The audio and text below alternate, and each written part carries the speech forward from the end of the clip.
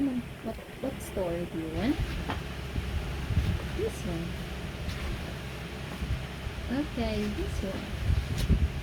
Marcus and Lionel have been together for as long as they could remember. They live on a little girl's bed. Teddy bear. Teddy bear. That's teddy bear too. Teddy bear in the box. It's the girl. Live on the little girl's bedroom, propped up against her pillow. Marcus often went in with a little girl, and when he felt yes, he always told Lionel about his adventures. Lionel was too big to travel and never got to go anywhere. Sometimes he wished he could have adventure of his own. But most of the time, he was content to sit on the bed and hear about the world outside. One Sunday morning, there was a lot of bustle and clatter in the house. People had come with boxes for packing things, and there was a band to take everything away. The little girl and her parents were moving to the countryside. Marcus was going to ride in the car, but Lionel was packed in a box, along with the pillows and some blankets. He must have time to have goodbye to Marcus before the lid was shut. Marcus had a wonderful journey. There was so much to see. They rode through busy city streets one after another. Wait lang, anak. Then they came to the big bridge. Marcus had never seen a bridge before. Wait until I'll tell you about the visitor. As they crossed the bridge, Marcus saw boats in the water. When they got on the other side, he saw hills and a window and cows in field. I can't wait to tell Lionel who talked. At last, they arrived at a new house. There were trees at the front and swings and a slide at the back. The little girl's bedroom looked an outback of a garden with the red roses growing in it. Lionel will be happy here, Marcus thought. The little girl and her parents started to unpack the boxes. Marcus could hardly wait to see Lionel. They unpacked. Anak, wait lang!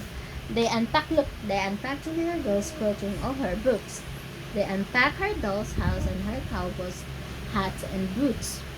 There was no sign of Lionel yet. They unpacked the tea set and easel and a bedside lamp.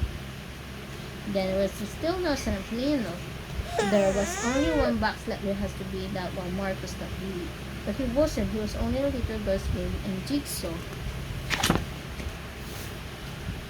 That night, the little girl had to sleep with her mother's pillow.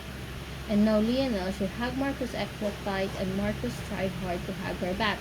I'm sure Lionel will turn up, he thought, but Lionel didn't. Over the next few days, Marcus and the little girl had a lot of new things to explore. There were trees to climb and a little stream with frogs and fish. There was a hidey hole in one of the big trees, and there was a whirlpool past next door who came to visit. Discovering it all should have been great adventure for Marcus. It wasn't much fun. Lionel wasn't there to hear about it when Marcus came home. They sightseeing very long.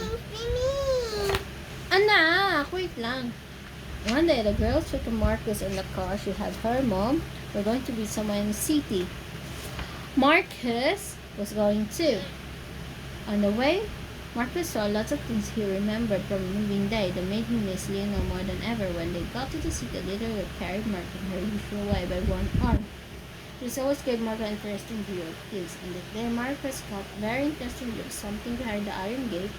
On the lawn of a big red building, there were tables with all sorts of things set on display: chairs, clothes, and clocks, and books. And right there on the window's table was pretty big. Yes, it was Lionel. Oh, Lionel. Marcus had to make a little girl stop so she could see Lionel too, but how she had her mom seem to be such hurry.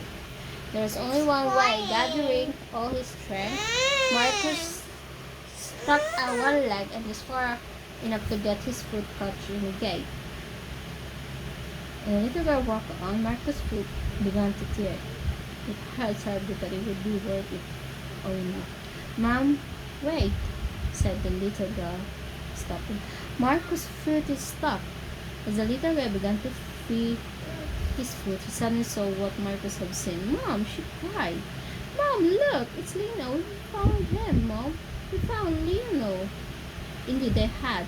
He was a bit dusty and one of his seams was torn, but his other he was fine. They got him from the jumbled sail, and that afternoon they took him home to the countryside. The little girl's mom mended his seam and gave him a bath. She mended Marcus' foot too, so it didn't hurt anymore. Marcus and Neil were so happy to get together again. They spent days and days catching up all that had happened.